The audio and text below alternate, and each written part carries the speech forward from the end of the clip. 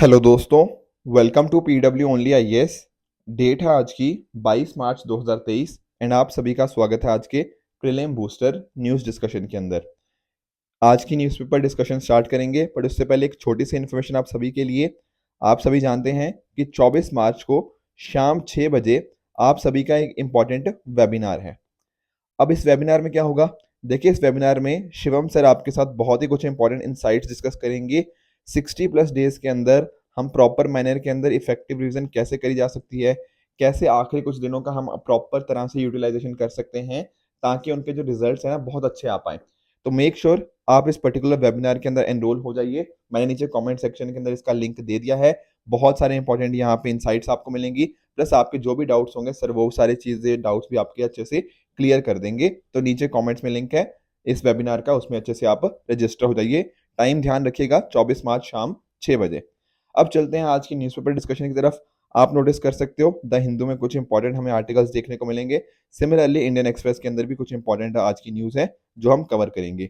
इसके साथ ही आप जानते होंगे कल, स्पेशली अगर मैं बात करूं, नॉर्थ इंडिया के काफी सारे रीजन्स के अंदर हमें अर्थक्वेक देखने को मिला था। अराउंड रात के 10 सवा 10 बजे की बात है। तो आई होप आपकी फैमिली बिल्कुल सेफ एंड साउंड होगी, राइट?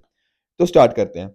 कल मैंने आपको एक होमवर्क दिया था रिगार्डिंग कच्चातीवू आइलैंड, तो इसको एक बार समझने की कोशिश करते हैं मैपिंग के थ्रू। आप नोटिस कीजिए यहाँ पे कि ये है इंडिया का तमिलनाडु स्टेट, और यहाँ पर हमें देखने को मिलेगा क्या? श्रीलंका, राइट? अब यहाँ पर ना रामेश्वरम के पास एक बहुत ही इंपॉर्टेंट आइलैंड है, दैट इज कच्चातीवू आइलैंड। ध्यान रखना कि कच्चातीवू आइलैंड आखिर है किसके पास। एक्चुअल में ना ये जो कच्चातीवू आइलैंड था वो इंडिया और श्रीलंका दोनों मिलकर इसको जॉइंटली एडमिनिस्टर करते थे। कब? ब्रिटिश टाइम्स के, ब्रिटिश रूल के टाइम के ऊपर, ठीक है। फिर बाद में थोड़े डिस्प्यूट्स राइज होने लग गए। तो 1974 से लेकर 1976 के टाइम पर, यानी कि जो इंदिरा गांधी जी का टाइम था ना, वहां पर क्या हुआ, इंडिया और श्रीलंका ने क्या साइन किए? मैरीटाइम बाउंड्री एग्रीमेंट साइन किए। ठीक है, कुछ एग्रीमेंट्स इनके बीच में साइन होते हैं। तो उस एग्रीमेंट के बेसिस के ऊपर ना ये जो कच्चातीवू आइलैंड था ये किसके अंदर आ गया? ये आ गया श्रीलंका के पास, ठीक है ना। तो ये श्रीलंका को एक तरह से दे दिया गया, तो श्रीलंका का ये पार्ट बन गया। पर ये जो मैरीटाइम बाउंड्री एग्रीमेंट्स थे या जो डिफरेंट डिफरेंट अकॉर्ड्स हुए थे, उसके बेसिस के ऊपर हुआ क्या था कि जो इंडिया के जो फिशरमैन है, ठीक है ना, उनके पास एक तरह का एक्सेस था, ठीक है, कि इसके आसपास वो फिशिंग कर पाए, इसके राउंड, ये सारी चीजें। पर हुआ क्या आज के टाइम पर अगर आप प्रैक्टिकली देखो तो अब डिस्प्यूट इस बात पे हो गया कि जो इंडियन फिशर के पास है ना, जो फिशरमैन के पास है, उनको एक्सेस नहीं दिया जा रहा है यहाँ पे बहुत सारे इश्यूज के रिगार्डिंग। तो डेफिनेटली कच्चातीवू आइलैंड बहुत ही इंपॉर्टेंट इशू यहाँ पे बन जाता है। अब न्यूज में इसलिए भी कई बार रहता है, जैसे फॉर एग्जांपल हमारे प्राइम मिनिस्टर जी जब तमिलनाडु विजिट किए थे, तो वहां पे जो तमिलनाडु के जो सीएम साहब हैं, ठीक है, उन्होंने बोला कि नहीं, हमें ये जो कचतीवू आइलैंड है ये वापस अपने अंदर ले आना चाहिए फ्रॉम द श्रीलंका। तो इस तरह के काफी बार ना मुद्दे उठते रहते हैं। तो हमें इसकी लोकेशन समझनी थी, और वो हमने समझ ली। कचतीवू आइलैंड हमें कहाँ देखने को मिलता है? यहाँ पे रामेश्वरम है, ये पल्क स्टेट हम बात कर रहे हैं, तो उसी के साथ में हमें ये देखने को मिल जाता है। यहाँ पर आप जाफना प्रोविंस भी देख सकते हो, बहुत इंपॉर्टेंट हमें देखने को मिल जाती है। तो ये तो हो गया देखो कचतीवू आइलैंड का डिस्प्यूट। इसी तरह से मैंने आपको एक दरवाजा गैस क्रेटर की भी लोकेशन पूछी थी, ठीक है, ऑल्दो मैंने पहले भी डिस्कस की हुई है आपके साथ, पर फिर दोबारा से मैं बता भी देता हूँ। देखो, यहाँ पर आप देख लियो कौन सी कंट्री? तुर्कमेनिस्तान। और इसी यहीं पर आपको देखने को मिलेगा क्या? डोर टू हेल, ठीक है, ये नाम भी ध्यान में रखना, डोर टू हेल। दरअसल में दरवाजा गैस क्रेटर का ही दूसरा नाम है डोर टू हेल, या फिर गेटवे टू हेल भी इसको बोलते हैं। एक्चुअल में है क्या ना, ये तुर्कमेनिस्तान के अंदर एक जगह है जहां पर ना बहुत ज्यादा आग लगी हुई है। सर क्यों आग लगी हुई है? नेचुरल गैस की वजह से। अब बहुत सारे रीजन इसके पीछे के दिए जाते हैं, ठीक है ना, कि जैसे फॉर एग्जांपल कुछ लोग बोलते हैं कि 1971 के टाइम पर एक सोवियत ड्रिलिंग ऑपरेशन हुआ करता था, ठीक है ना, वहां पर गलती से इन्होंने सर्च करते हुए उन्होंने नेचुरल गैस के ऊपर हिट कर दिया, और तब से ही काफी इसके रिगार्डिंग इश्यूज हमें देखने को मिले हैं। तो कहने का पॉइंट क्या है? ये एक हमें नेचुरल गैस के रिगार्डिंग हमें फायर देखने को मिलती है, जहाँ methane, carbon dioxide, nitrogen, hydrogen, इन सभी का जो नेचुरल गैस का कॉम्बिनेशन हमें देखने को मिला है, वहां पर हमें फायर देखने को मिलेगी। कुछ इस तरह से ये लोकेशन हमें देखने को मिल जाती है। अब इसी वजह से इसको डोर टू हेल कह लो, गेटवे टू हेल कह लो, बोला जाता है। तुर्कमेनिस्तान के अंदर ये हमें जगह देखने को मिल जाती है। तो आई होप आप इस पर्टिकुलर लोकेशन को अच्छे से समझ गए होंगे। ठीक है? न्यूज़ में थोड़ा इसलिए भी था क्योंकि तुर्कमेनिस्तान ने काफ़ी तरीके इसको ढूँढने की कोशिश कर रहा था कि कैसे हम इस आग को बुझा पाएँ, तो उसकी बातें भी काफ़ी चल रही थी। इसी तरह से एक और इम्पोर्टेंट मैंने आपको लोकेशन दी थी दैट इज़ भाषण चार आइलैंड। देखो, एक्चुअल में अगर आप नोटिस करोगे ना तो रोहिंग्या मुस्लिम्स का जो इश्यू है, वो पिछले 2-3 साल से काफ़ी चल ही रहा है। अब यहाँ पर आप जानते हो, ठीक है, यहाँ पर एक कॉक्स बाज़ार करके जगह है। अब कॉक्स बाज़ार के अंदर बहुत सारे रोहिंग्या मुस्लिम हमें देखने को मिले थे। फिर बांग्लादेश की सरकार ने बोला कि हम इनको क्या करेंगे, हम इनको मूव करेंगे कहाँ पर? भाषण चार आइलैंड के ऊपर। जब ऐसा बताया गया था तो काफ़ी सारे लोगों ने इसके ऊपर क्वेश्चन रेज़ किए कि भाषण चार आइलैंड तो काफ़ी, यहाँ पर तो साइक्लोन्स वगैरह काफ़ी आते हैं, काफ़ी बार इश्यूज़ इसके रिगार्डिंग हमें देखने को मिले हैं।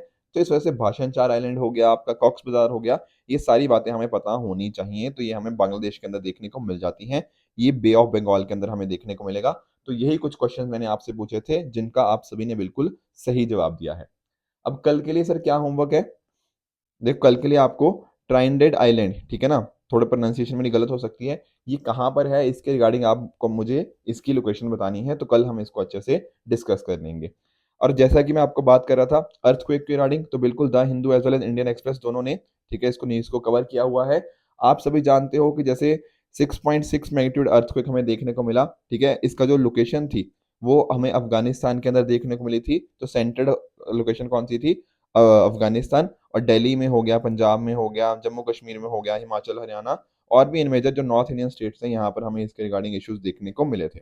देखो, मल्टीपल टाइम्स हमने अर्थक्वेक भी डिस्कस किया हुआ है, इसलिए ना मैं आपको एक क्वेश्चन दे रहा हूँ, रिक्टर स्केल के रिगार्डिंग। थोड़ा टेक्निकल क्वेश्चन है, पर यूपीएससी में ही पहले पूछा गया है। ट्राई करना एक बार इसको आंसर करने की, फिर कल हम इसको बहुत अच्छे से देख लेंगे आखिर रिक्टर स्केल के ऊपर जो हम रीडिंग कहते हैं, उसका मीनिंग क्या होता है, कैसे चेंजेस के हिसाब से क्या फ़र्क पड़ता है, ये सारी चीज़ें आने वाले सेशन में हम कल डिस्कस कर लेंगे।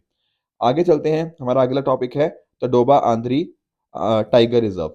देखो, नाम से आपको लग रहा होगा कि शायद सर ये आंध्र प्रदेश में होगा, but the answer is no. ये कहाँ पर है? ये महाराष्ट्र के अंदर हमें देखने को मिलेगा।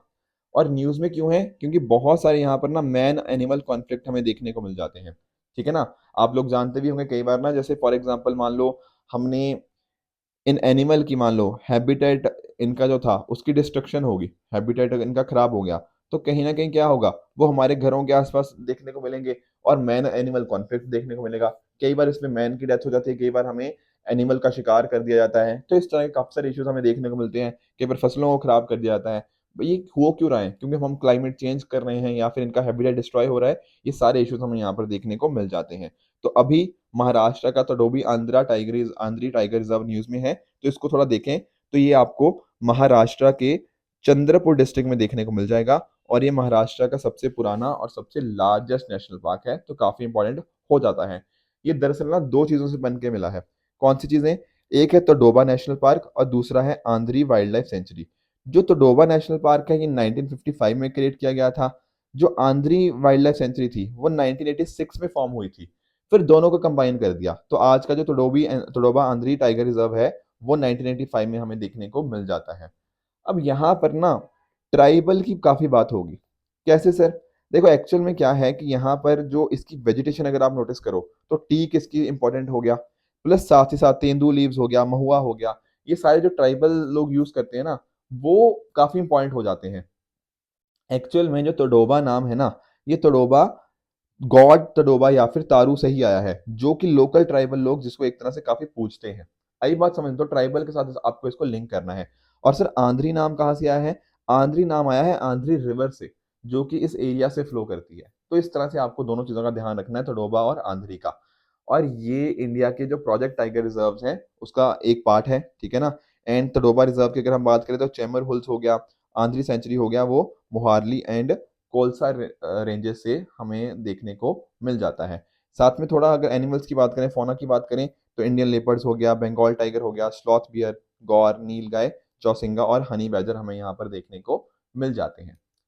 अगले क्वेश्चन की तरह अगर हम बढ़े, शेयर्ड बुद्धिस्ट हेरिटेज कॉन्फ्रेंस। अभी रिसेंट में क्या हुआ है, ये दरअसल में हम बात हो रही है शंघाई कोऑपरेशन ऑर्गेनाइजेशन की।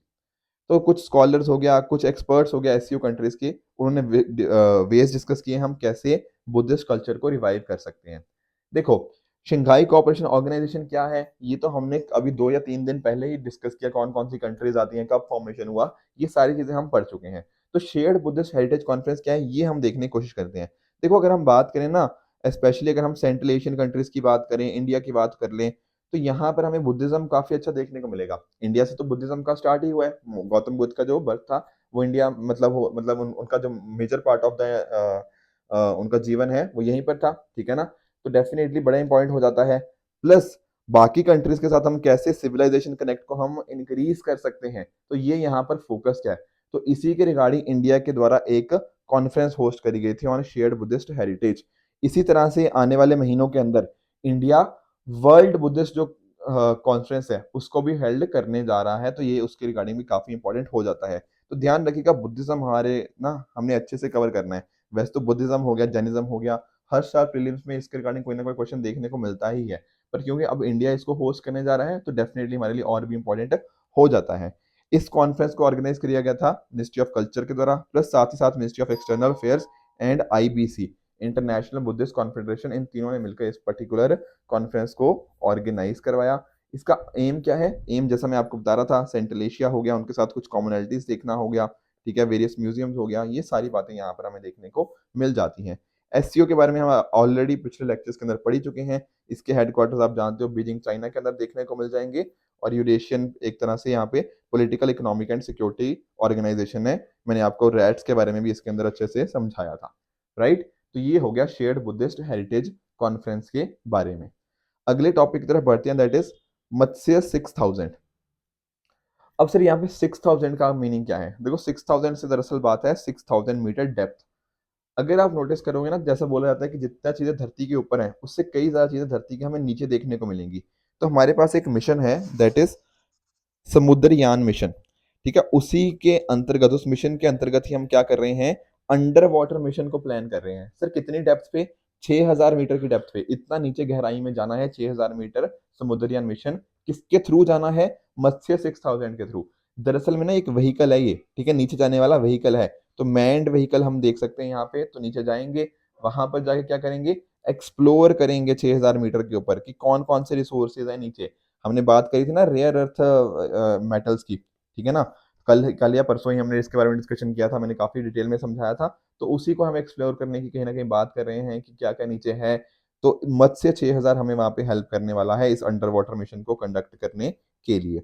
आप यहाँ पर कुछ देख भी सकते हो कि किस चीज के रिगार्डिंग है, जैसे for example deep ocean mineral resources हो गया, निकल, मैंगनीज, कोबाल्ट, जो बाकी रेयर अर्थ एलिमेंट्स हो गया, ठीक है, पॉलीमेटेलिक नड्यूल्स हो गया, मिथेन हाइड्रेट्स हो गया, हाइड्रोथर्मल सल्फाइड्स हो गया, कोबाल्ट क्रस्ट, इन सभी को कहीं ना कहीं देखने में हमें हेल्प करने वाला है। इसको अगर थोड़ा मत्स्य को अगर हम और समझे तो काफी एक इंपॉर्टेंट हमारा ओशन मिशन है। और नियरली अगर आप नोटिस करो तो इसको डेवलप किया गया था NIOT के द्वारा, national institute of ocean technology. इसको स्पॉन्सर किया गया है by MOES, that is ministry of earth science. मत्स्य का आप मीनिंग जानते हो, ठीक है, जो लोग हिंदी को जानते होंगे, तो मत्स्य का मीनिंग होता है कि ये बात हो रही है यहाँ पे एक मछली की, फिश की यहाँ पे बात हो रही है। तो एक तरह का ये स्पेशलाइज्ड व्हीकल हो जाता है जो टोटल 3 पैसेंजर्स को कैरी कर सकता है। इसकी अगर हम ना एंडोरेंस की बात करें, एंडोरेंस मतलब कि कितने, इसकी एबिलिटी क्या है, कितने लंबे टाइम तक बिना किसी दिक्कत के ये नीचे रह सकता है। तो अगर हम नॉर्मल ऑपरेशंस की बात करें तो 12 घंटे तक आराम से रह सकता है, और अगर इमरजेंसी हो तो 96 आवर्स तक भी इसको आराम से ये, मतलब बिना किसी कंप्लेन के, बिना किसी दिक्कत के ये पर्टिकुलर चीज ऑपरेट कर सकती है, ठीक है। तो इंडिजीनियस मिशन है, इंडिया के द्वारा डेवलप किया गया है, और ऐसा सिर्फ अभी तक 5 ही कंट्रीज कर पाई हैं इस तरह के मैंड सबमर्सिबल व्हीकल्स के थ्रू 6000 मीटर की डेप्थ के ऊपर। तो ये डेफिनेटली इंडिया एक काफी इंपॉर्टेंट यहाँ पे स्टेप इस डायरेक्शन में ले रहा है, राइट। तो ऑपरेशंस हमने देख लिया कि पहले हम इसको चेक करेंगे 500 मीटर की डेप्थ पे, फिर अकॉर्डिंगली हम 6000 मीटर तक इसको देखने की कोशिश करेंगे। नेक्स्ट हमारा टॉपिक है रैकून डॉग्स। देखो अभी एक रिसेंटली रिपोर्ट आई है जिसने बताया है कि जो सार्स कोव 2 था ना, बेसिकली जो कोविड-19 की शुरुआत थी, हो सकता है कि वो इनके द्वारा हो, ठीक है, इनका जो ओरिजिनेशन हो वो रैकून डॉग्स के द्वारा हो, जो कहाँ पे हमें देखने को मिलते हैं, जो वुहान की मार्केट है, बेसिकली चाइना की जो मार्केट है, वहां पर इलीगली इनको सोल्ड किया जाता है। हो सकता है यहाँ पर ओरिजिनेट हो, कोई 100% कंफर्मेशन नहीं है, पर एक रिपोर्ट ने ऐसा सजेस्ट किया है। तो थोड़ा ये स्पीशीज इंपॉर्टेंट हो जाती हैं, तो थोड़ा इनको समझने की कोशिश करते हैं। देखो जब हम बात करते हैं डॉग्स, तो आप समझते ही हो, जब हम बात करते हैं रैकून की, दरअसल में ना ये एक अमेरिकन मैमल है, रैकून की जब मैं बात करता हूँ, ठीक है, जो थोड़ा फॉक्स की तरह दिखता है। पर एक्चुअल में अगर हम रैकून डॉग्स की बात करें, ना ही ये डॉग्स माना जाता है इनको, ना ही रैकून माना जाता है, ठीक है? नाम भले ही रैकून डॉग है, बट ऐसा नहीं है कि इनको डॉग्स या रैकून बोलते हैं, नहीं। दरअसल में आते हैं ये फॉक्सेस या फिर जो कैनिड फैमिली होती है। सर कैनिड फैमिली क्या होती है? देखो यहाँ पर आप इस फैमिली को जैसे आपके वुल्फ हो गया, ठीक है, आपके फॉक्स हो गया, आपके जकाल हो गया, इस तरह के जो एनिमल्स होते हैं ना, कार्निवोरस जो एनिमल होते हैं, ठीक है? स्पेशली उनको यहाँ पे हम बात करते हैं। अगर हम बात करते हैं रैकून डॉग्स की तो हमें ओमनीवोर्स देखने को मिलते हैं। कहने का मीनिंग क्या है? यहाँ पर ये एनिमल्स के ऊपर भी एंड प्लांट्स के ऊपर, दोनों के ऊपर डिपेंड करते हैं। और स्पेशली इनको खाना क्या पसंद है? खाना सबसे ज़्यादा पसंद है इनको रोडेंट्स, जैसे फॉर एग्जांपल रैट हो गया, रैबिट हो गया, माउस हो गया, इस तरह की चीज़ें इनको खाना सबसे ज़्यादा पसंद है, ठीक है? तो ये एक इकलौते ऐसे कैनिड हैं जो कि हाइबरनेट कर जाते हैं विंटर के टाइम पे। हाइबर मतलब एक तरह से छुप जाते हैं। ये विंटर के टाइम पर हमें नहीं देखने को मिलते। तो सर ये मिलते कहाँ पर है? कौन से एरियाज़ के अंदर हमें देखने को मिलते हैं? देखो, ओरिजिनली हमें ये देखने को मिलते हैं ईस्ट एशिया से, और आप इनको देख लोगे जैसे फॉर एग्जांपल चाइना हो गया, कोरिया हो गया, जापान हो गया, वहाँ पर हमें कॉमनली ये फाउंड हो जाते हैं और इनको तानुकी के नाम से भी जाना जाता है। ये आपको यूरोप के अंदर भी देखने को मिल जाएँगे, पर एक्चुअल में ना यूरोप ने क्या किया है, यूरोप ने इनको ना थ्रेट माना है अपने लोकल इकोसिस्टम के रिगार्डिंग, और इस वजह से कैसे इनको टैकल करना है उसके रिगार्डिंग भी स्ट्रेटजीज बनाई जा रही हैं यूरोपियन यूनियन के द्वारा। और इस वजह से इनको one of the most successful aerial carnivores in carnivores in Europe के नाम से भी यूरोपियन यूनियन की रिपोर्ट ने इनको डिक्लेयर किया है, क्योंकि लोकल इकोसिस्टम के बड़ा ही एक इंपॉर्टेंट थ्रेट बने हुए हैं। तो ये चीज़ भी आपको यहाँ पे ध्यान में रखनी है। तो आई होप आप रैकून डॉग्स के बारे में भी अच्छे से समझ गए होंगे। कल मैंने आपको एक क्वेश्चन दिया था मोनाज़ाइट के रिगार्डिंग, ठीक है? काफ़ी ईज़ी क्वेश्चन था, इसका आपको मैं आंसर बता देता हूँ। देखो, कल मैंने आपको बताया था monazite is a source of rare earths, बिल्कुल, तभी हमने रेयर अर्थ के बारे में डिस्कशन किया था, जो अभी मैं थोड़ी देर पहले आपको बता भी रहा था। साथ में ही अगर आप नोटिस करो, मोनाज़ाइट के अंदर हमें थोरियम देखने को मिलता है। दरअसल में जो मोनाज़ाइट है, आप जानते हो एक रेडिश ब्राउन फॉस्फेट मिनरल होता है, ठीक है? जहाँ पर हमें रेयर अर्थ एलिमेंट्स जिसमें कंटेन होते हुए हमें देखने को मिल जाते हैं। थोरियम हो गया, लैंथेनम हो गया, सीरियम हो गया, उसके लिए ये एक इम्पोर्टेंट ओर बन जाती है। और अगर हम बात करें स्टेटमेंट 3 और स्टेटमेंट 4 की, तो हमने एक बात नोटिस करी थी कि एक हमारे पास एक्ट है, एटॉमिक एनर्जी एक्ट। उसके अंतर्गत ना इसको एक प्रिस्क्राइब्ड सब्सटेंस करके इसको हमने डिफाइन किया गया है। प्रिस्क्राइब्ड सब्सटेंस का मतलब एक तरह से क्या हुआ कि इसको अगर हमने एक्सपोर्ट करना है ना, तो उसके लिए हमारे पास एक लाइसेंस होना चाहिए। जो इंडियन रेयर अर्थ लिमिटेड है ना, सिर्फ वही एक बॉडी है जिसको परमिशन है कि वो इसको प्रोड्यूस करे, इसको प्रोसेस करे मोनाज़ाइट को, एंड इसको रेगुलेट करे, इसको एक्सपोर्ट करे। तो ये सारी चीज़ें हमें देखने को मिल जाती हैं। ये डिपार्टमेंट ऑफ इकोनॉमिक अफेयर्स के अंदर हमें, sorry, department of atomic energy के अंदर हमें ये देखने को मिल जाती है। तो डेफिनेटली देखो, थर्ड स्टेटमेंट बिल्कुल ठीक है, गवर्नमेंट बॉडी सिर्फ और सिर्फ इसको प्रोसेस और एक्सपोर्ट कर सकती हैं। पर जो थर्ड स्टेटमेंट है ना यहाँ पे, ये naturally entire coast of India के ऊपर मिलता है। ये बात देखो बिल्कुल गलत है, पूरी कोस्ट पे ऊपर थोड़ी मिलता है। ये तो जैसे फॉर एग्जांपल केरला हो गया या कुछ और एरियाज के अंदर ही हम सिर्फ सिर्फ देखने को मिलता है। तो यहाँ पर स्टेटमेंट 3 गलत है, 4 सही है। तो इसका आंसर क्या बनेगा? Option number B, 1, 2 and 4। तो ये फायदा होता है जब आप करंट अफेयर्स के साथ ना स्टैटिक को लिंक करते हैं, ठीक है? बहुत सारे लोग पूछते कहते हैं कि सर इतना स्टैटिक मत पढ़ाओ, आप सिर्फ न्यूज़ कवर कर दो। देखो, सिर्फ न्यूज़ कवर करने से एग्जाम नहीं क्लियर होगा, ठीक है ना? अगर मैं सिर्फ आपको ये बता दूं कि अब इसको यहाँ पे पकड़ लिया, इसको यहाँ पे छोड़ दिया, अब यहाँ पर इस पर्टिकुलर ने ये कर दिया, ऐसा कर दिया, तो ऐसा करने से एग्जाम नहीं क्लियर होता है। क्वेश्चंस करंट अफेयर्स के ऊपर आते हैं, पर स्टैटिक के साथ लिंक करके आते हैं। तो ये लिंकेज बनाने में ना टाइम लगता है। तो कई बार लेक्चर अगर लंबा हो जाए, वो इसीलिए है कि आपको एक ब्रिज में समझा रहा हूँ कि दोनों को लिंक कैसे करना है, ठीक है ना? अब अगर मैं आपको बता दूं कि यहाँ पर रेयर अर्थ एलिमेंट्स मिलते हैं, तो सिर्फ रेयर अर्थ एलिमेंट्स मिलते हैं इंपॉर्टेंट थोड़ी है। रेयर अर्थ एलिमेंट्स का मीनिंग क्या होता है, कौन कौन से होते हैं, ये भी तो समझना जरूरी है ना, क्योंकि क्वेश्चन उसके ऊपर बनेगा, राइट? तो इस तरह का ब्रिज समझा करो, तभी ये चीज मैं इतना डिटेल में डिस्कस करता हूँ, ताकि आपका कोई क्वेश्चन अगर इन टॉपिक्स में से आए ना, तो कभी गलत ना हो, कभी छूटे ना, राइट? तो ये हो गए थे डिस्कशन। इन पर्टिकुलर क्वेश्चन का आंसर आप मुझे कमेंट सेक्शन में बताओगे, कौन सा ठीक है, कौन सा गलत है। फिर कल हम उनको अच्छे से समझ लेंगे ट्रू फॉल्स के रिगार्डिंग ही, और उनको अच्छे से रिवीजन भी हो जाएगी। कल मैंने आपको जो 5 क्वेश्चन दिए थे, उनका आपको मैं क्विकली आंसर बता देता हूँ। पहला था क्यो वोरंटो। क्यो वोरंटो याद है? What is your authority, discuss किया था ना? तो ये कोर्ट इशू करता है। अगर मान लो कोई पब्लिक ऑफिस है, उसका किसी ने मतलब एक तरह से उसको ऑक्यूपाई कर लिया है, तो उसके रिगार्डिंग हमें ये देखने को मिल जाता है। तो ध्यान रखना, ये मिनिस्टेरियल ऑफिस के अगेंस्ट इशू नहीं होता। ये उन इफ के अगेंस्ट इशू होता है जो एक तरह से पब्लिक ऑफिस होते हैं, जो किसी स्टैट्यूट के थ्रू, किसी एक्ट के थ्रू या कॉन्स्टिट्यूशन के अंदर हमें देखने को मिलते हैं, पर मिनिस्टेरियल ऑफिस के अंतर्गत के ये इशू नहीं होते। तो पहला स्टेटमेंट हमें फॉल्स देखने को मिल जाएगा।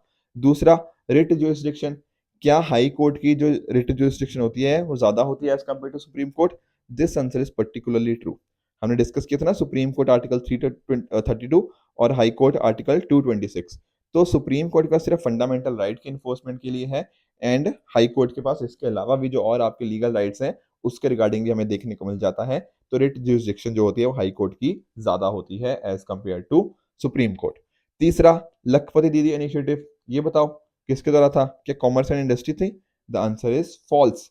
ये था मिनिस्ट्री ऑफ रूरल डेवलपमेंट के रिगार्डिंग।